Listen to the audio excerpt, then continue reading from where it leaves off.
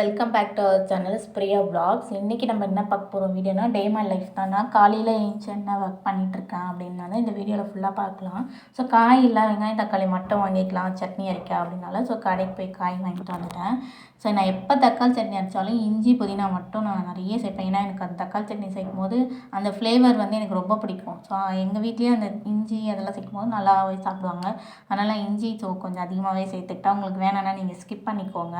So அது ஆறுனதுக்கு அப்புறமா தட்டில் கொட்டி ஆற வச்சிக்கலாம். அப்போ தான் ஈஸியாக இருக்கும் நம்மளுக்கு. ஏன்னா தட்டில் கொட்டி ஆற வைக்கும் போது நம்மளுக்கு டைமும் மிச்சமாகவும் சீக்கிரம் ஆறிடும். அரைக்கிறதுக்கு நம்ம அப்படியே டேரெக்டாக மிக்சியில் போட்டு அரைச்சிக்கலாம். ஏன்னா நம்ம சூட்டோடு அரையும் போது மிக்ஸி வந்து கொஞ்சம் தெறிக்கிறதுக்கு வாய்ப்பு இருக்குது. ஸோ அதனால் ஆற வச்சிடலாம் அப்படின்னால ஸோ தட்டில் போட்டு ஆற வச்சிட்டா. தம்பி சைடில் வந்து குளிச்சுட்டான். ஸோ அவங்க ஸ்கூல் ரெடி பண்ணணும், டைம் இல்லை. அம்மாவும் கோயிலுக்கு போயிட்டாங்க அப்படின்னால ஸோ அவங்க வரத்துக்கு 5 days ஆகும். நம்ம தான் எல்லாமே பண்ணணுன்றதுனால சீக்கிரமாக வேலை பார்த்துட்டேன். 7:30 ஆகிடுச்சு. ஸோ அது ரெடி பண்ணிகிட்டு இருக்கும் போது சட்னி ஆறிடுச்சு. ஸோ தட்டில் ஆற வச்சுது. ஸோ அதை வந்து மிக்சியில் வந்து ட்ரான்ஸ்ஃபர் பண்ணி ஸோ அதை அரைச்சிடலாம். டைம் இல்லை அப்படின்னால ஸோ மிக்சியில் போட்டு அரைச்சிக்கலாம் அப்படின்றனால அம்மா கூட இருந்தால் ஹெல்ப் பண்ணுவாங்க. ஏன்னா அம்மா நேற்றே கோயில் போயிட்டாங்க அப்படின்றதுனால வந்துட்டு ஸோ காலையிலே நானே 5 மணிக்கெலாம் ஏஞ்சிக்கிற மாதிரி இருந்துச்சு. ஸோ அதுக்கப்புறம் நானே தான் எல்லாமே வேலை பார்க்குற மாதிரி இருந்தது. ஸோ வீட்டில் ஹெல்ப்புக்குன்னு அப்படின்னு யாரும் இல்லை. ஸோ நான் மட்டும் எல்லாமே பண்ணுற மாதிரி சரி ஓகே அப்படின்றனால சீக்கிரமாக ஏஞ்சி சட்னி அரைச்சி முடிச்சிடலாம். ஸ்கூலுக்கு நம்ம தான் போயிட்டு போய் விடணும் அவனை. ஸோ அதுக்கப்புறம் சட்னி அரைச்சி முடிச்சுட்டு தாளிச்சிடலாம் அப்படின்னால ஸோ அந்த சட்னி ஆனால் நைஸாக இருந்தது. ஆனால் ஸோ நம்ம புதினா மட்டும்தான் அந்த லீஃப் மட்டும் தான் கொஞ்சம் மேலே வெளியே தெரியும். ஆனால் அது சட்னி சாப்பிடும்போது டேஸ்ட் சூப்பராக இருக்கும். தோசைக்கு தான் செம்ம டேஸ்ட்டாக இருக்கும். இட்லியோட அந்த தோசைக்கு சாப்பிடும்போது நெய் தோசைக்கு சூப்பராக இருந்துச்சு. நான் சாப்பிட்டு பார்த்தேன். அதுக்கப்புறம் சட்னி வந்துட்டு எண்ணெய் கடுகு போட்டு எப்படியும் போல் தாளிக்கிற மாதிரி தாளித்து முடிச்சிட்டோன்னே ஸோ அதுக்கப்புறம் நான் கொஞ்சம் குளிச்சுட்டு வந்ததுக்கப்புறமா ஸோ துணி வந்து ஊற வச்சிடலாம் அப்படின்னால ஸோ ஸ்கூலுக்கு போய் தம்பி விட்டுட்டு வந்ததுக்கப்புறம் துணி துவைச்சிக்கலாம். நம்ம ஊற வச்சுட்டு போனால் கொஞ்சம் ஈஸியாக இருக்கும், டைம் நம்மளுக்கு மிச்சமாகும் அப்படின்னால ஸோ கிளம்புறதுக்கு முன்னாடி துணியை ஊற வச்சுட்டு போனோன்னா வந்து நம்ம துவைச்சிக்கலாம் அப்படின்னால ஸோ அந்த வேலையை பார்த்துட்டு இருந்தேன் நான். அப்புறம் துணி ஊற வச்சுட்டு போனால் அப்புறம் நாம் வந்து துவைச்சிக்கலாம் நம்ம அப்படின்றனால ஸோ அதை ஊற வச்சுட்டு நம்ம கிளம்பிட்டேன் நான். அடுத்த வேலைன்னா தம்பி வந்து ஸ்நாக்ஸ் பாக்ஸு இந்த வாட்டர் பாட்டில்லாம் எடுத்து வைக்க வேலை இருந்துச்சு.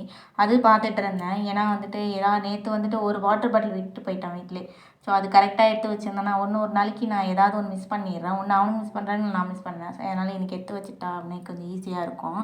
ஸோ கிளம்பும் போது ஈஸியாக இருக்கும்னால நானும் ரெடி ஆகிட்டேன். ஸோ ஏன்னா தம்பி வந்து ஸ்கூலுக்கு கிளப்பணும், நம்ம தான் போய் விடணுன்றதுனால சீக்கிரமாக நானும் கிளம்பிட்டேன். நானும் கிளம்பிட்டேன். ஏன்னா டைம் இல்லை. ஸோ நான் தான் போய் ஸ்கூலில் விடுற மாதிரி வீட்லேயும் யாரும் இல்லை. சரி அவங்க அப்பா வந்து ஈவினிங் வந்து 12:30க்கு தான் இட்டுட்டு வருவாங்க. போக்குள்ளே நான் இட்டுட்டு போவோம், வரக்குள்ளே அவங்க தான் இட்டுட்டு வருவாங்க. அதனால் எனக்கு கிளம்புறதுக்கு முன்னாடி தோசை ஊற்றி சாப்பிட்டு போகலாம் அப்படின்னால ஸோ ஆளுக்கு எல்லாருக்குமே தோசை ஊற்றி கொடுத்துட்டேன். தோசையும் நெய் தோசையும் ஊற்றி கொடுத்துட்டேன். ஏன்னா தோசைக்கும் அந்த தக்காளி சட்னியும் வச்சு சாப்பிடும்போது சூப்பராக இருந்துச்சு உண்மையுமே.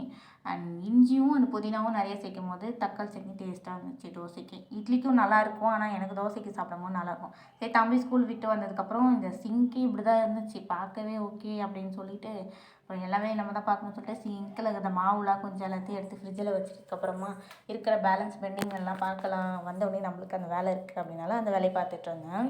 ஸோ சைடில் வந்து டிவி போட்டுட்டு நம்ம வேலை பார்க்குறதே ஒரு தனி ஃபீல் நம்மளுக்கு அது.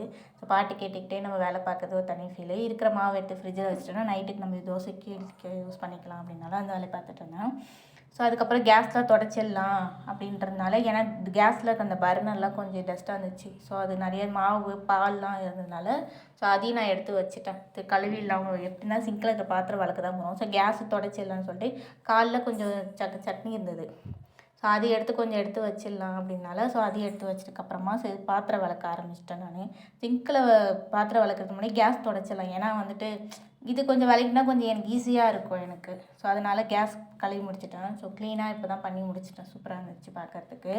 அப்புறம் சிங்கில் கொஞ்சம் பாத்திரம் இருந்துச்சு, அதையும் விளக்கி முடிச்சுட்டுனா கொஞ்சம் டைம் இருக்கும் எனக்கு அப்படின்னால தம்பி வந்துட்டு எனக்கு யாரோ வெளியே காலிங் பெல்லை கூப்பிட்ட மாதிரி இருந்துச்சு. ஸோ அது வேடிக்கை பார்த்துட்டே இருந்தேன். ஃபைனலாக வந்துட்டு முடிச்சதுக்கப்புறம் ஸோ சிங்க் இப்படி தான் இருந்துச்சு எனக்கு. பார்க்குறதுக்கு கொஞ்சம் சாட்டிஸ்ஃபைடாக இருந்தது, எனக்கு நீட்டாக இருந்த மாதிரி இருந்தது. ஸோ அது முடிச்ச உடனே அப்புறம் நான் துணி துவைக்க போக ஆரம்பிச்சிட்டேன்.